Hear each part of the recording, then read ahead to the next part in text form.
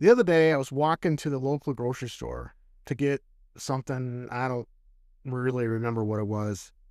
When I saw something that made me stop and take a picture, it was a standard red Willie World War II surplus Jeep with a couple of bench seats in the back and a hardtop. The white and black letter placard on the side told me that this was a taxi. Now, Willies, man, they're super, super common around here. And the people use the heck out of them, from show vehicles to, man, real workhorses like this one was, and then everything in between. The fact that this was a taxi told me that the route that this Willie was going to take was going to be into the rural area, accessible by 4x4s or beat up vehicles or SUVs with some ground clearance. We looked at some property once, just a mile or two off the main road, and the fastest we went on this little goat trail in our little car was walking speed. But what made me stop and take a picture was that there was at least 15 people trying to pack themselves into this little Jeep, designated to hold only 4 in the back. It reminded me of those pictures from back in the 50s where kids tried to stuff as many as they could into a phone booth.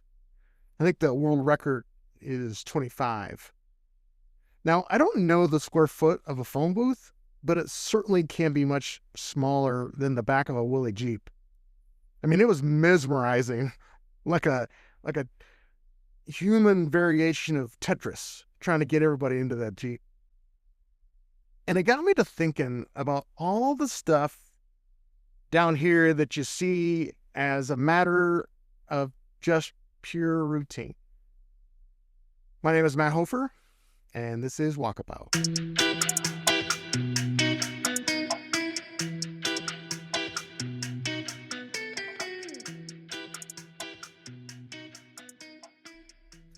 The motorcycle to car ratio in Colombia is in the neighborhood of 5 motorcycles to every 3 cars.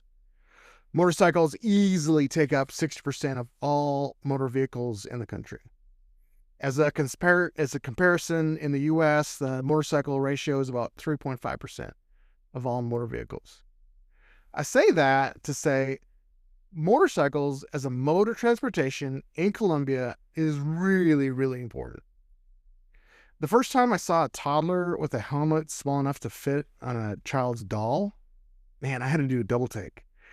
This little guy was attached by a harness of some kind to the driver, and then in front was a small child, just maybe a little bit older, sitting on the gas tank, holding on for dear life onto the handlebar crossbar, and they were zipping in and out of traffic like nobody's business. Now, back on the farm, I can remember doing this, but man, I was older, like every bit of 9 or 10, maybe 8, maybe, I don't know. But these kids were not yet in kindergarten. I mean, they were small little guys. And then just today, I saw a brand new mother holding an infant on the back of a motorcycle as it zipped past me. Now, almost a full year in, I don't even notice stuff like this anymore. I mean, really, you notice anomalies like the newborn baby was like, "Ooh, that's crazy." But for the most part, all the stuff that I saw in the beginning, it's just kind of faded into the background. It's like living next to a railroad tracks. After a while, it's just not something you pay attention to anymore. In the final year of Seinfeld, there was an episode called The Frogger. It was an episode where George tries to preserve his high score on the arcade game Frogger at his old high school pizza hangout that's going out of business. George has to keep it plugged in, so he gets the help of an expert electrician named Slippery Pete to help him move the machine, but Slippery Pete drains most of the battery playing Frogger. So George only has 3 minutes to move the game across the street where there's a power cord.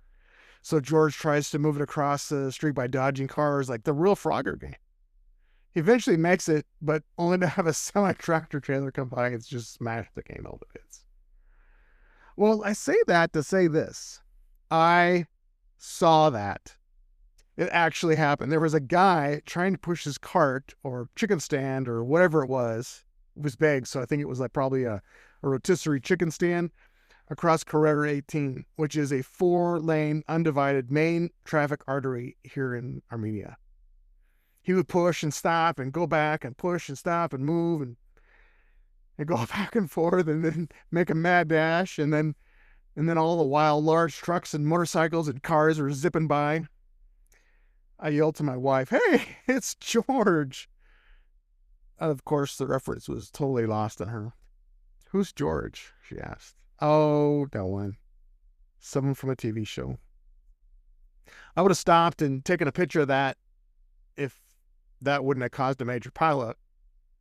He was about a third of the way across all 4 lanes when I passed him, so I don't actually know if he made it.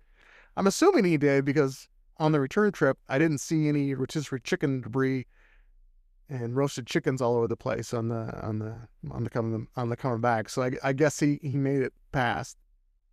But this kind of thing happens all the time. A guy will be pushing a cart full of fruit up a hill, taking a full lane of traffic.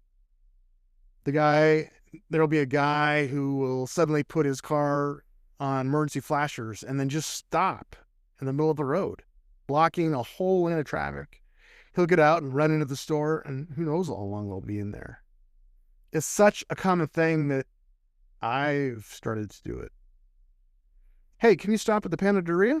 my wife asked. "Sure." And I slow down and turn on my flashers and just stop, blocking a full lane of traffic.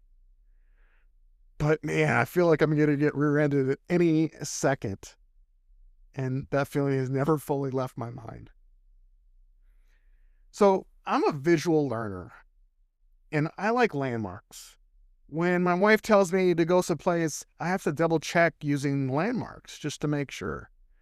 So here are some very common verbal exchanges between me and her.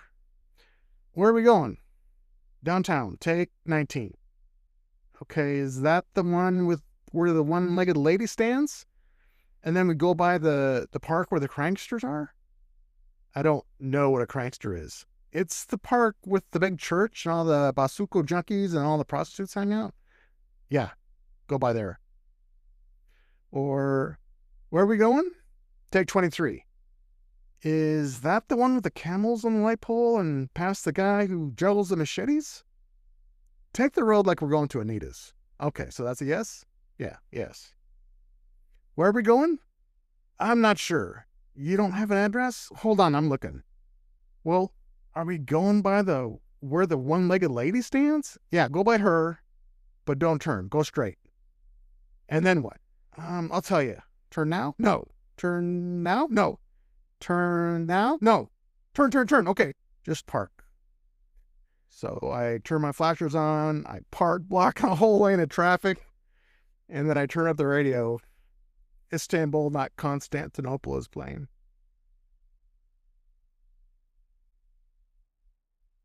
One day, there was a large 2.5-ton truck, army truck, affectionately called a deuce and a half, dropping off a platoon of soldiers at a shanty village near where the one-legged lady stands, and presumably where she lives. And that's the thing here. Regular army guys walking through town, fully automatic weapons cross-slung. It used to be kind of unnerving or weird. I mean, just can you imagine? I mean, you see the National Guard troops in an aid capacity in the States all the time, natural disasters and the like. But they don't carry weapons. And here's the thing. It's such a common occurrence that you hardly even notice them anymore.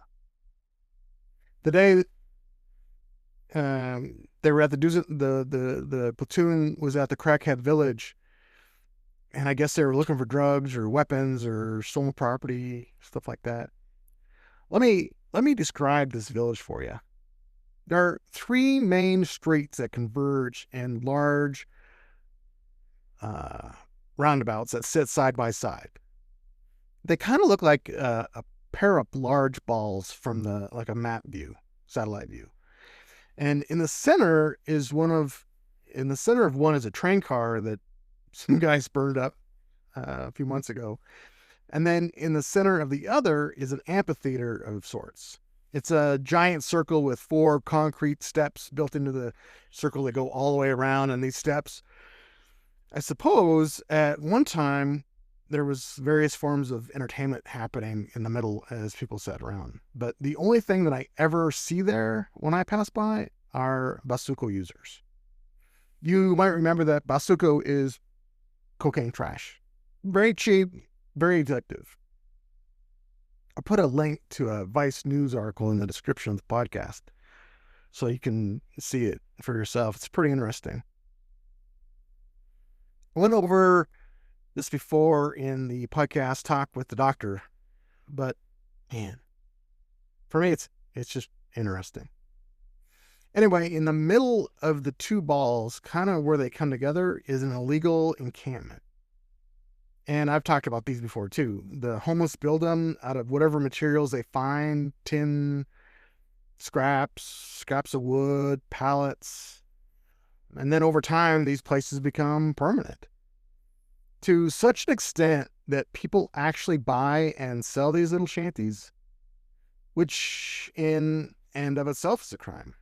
So you have the crime of an illegal encampment added to a layer of illegal buying and selling of these homes.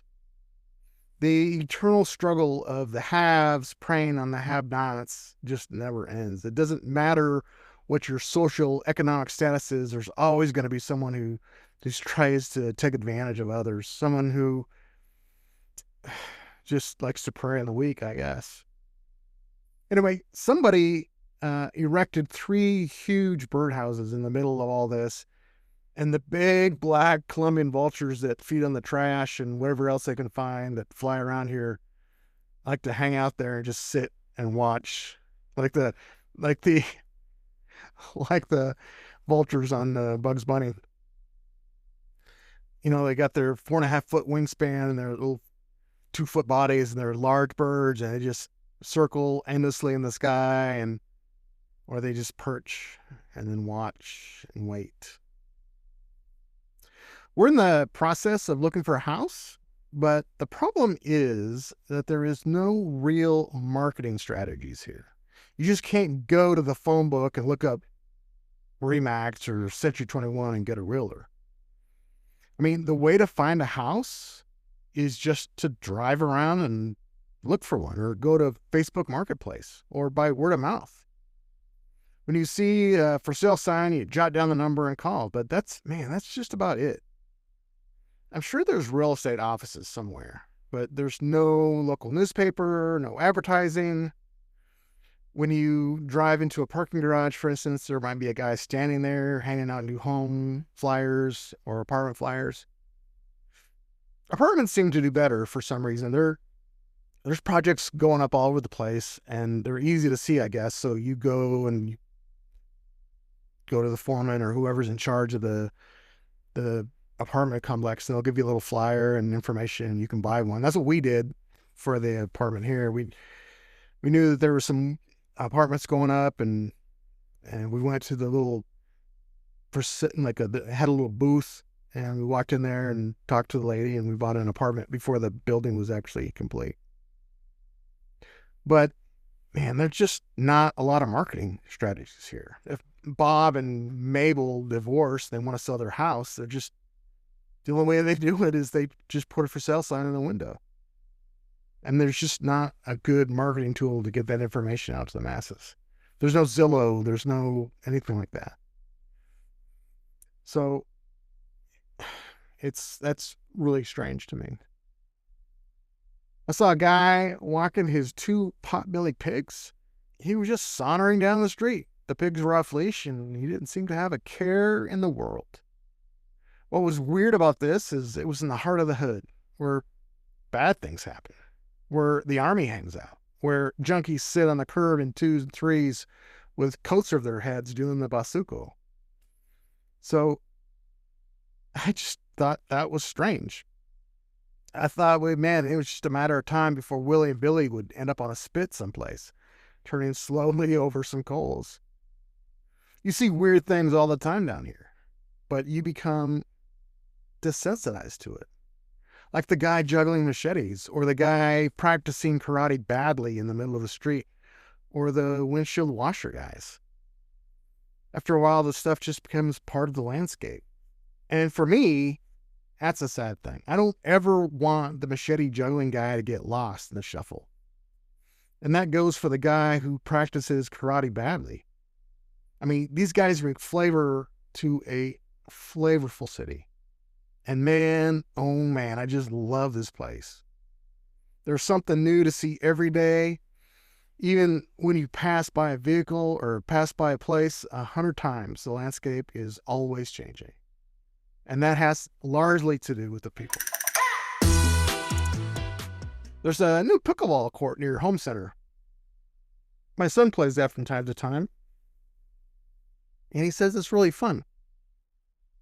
I might take him up on that. Oh, and I played the chess guy a couple of times since the last time we talked. And I got a report. He took me down. He took me downtown to Chinatown. I mean, I feel like I'm getting better, even if he still smokes me every game. But still, he crushes me. If you ever want to leave a comment or a note or just say hi from wherever you are in the world, it would be nice to hear from you. If you have any questions about living in Colombia, just fire away and I'll do my best to answer those. You can leave those questions in the comments below on my Instagram account, Walkabout751, where you'll see a picture of that Jeep and all the people trying to get into it. Or you can email me at walkabout751@gmail.com, and I'll do my very best to answer. Oh yeah, I almost forgot. The temperature right now, where I'm sitting, 70 degrees with a predicted high of 80. Far cry for the minus 20 back in Montana. And as I think about it, I wonder if the Pony Bar ever got rid of that 30-30. And if you don't know what I'm talking about, go listen to the podcast, Pony Montana. And I'll catch you next time on Walkabout.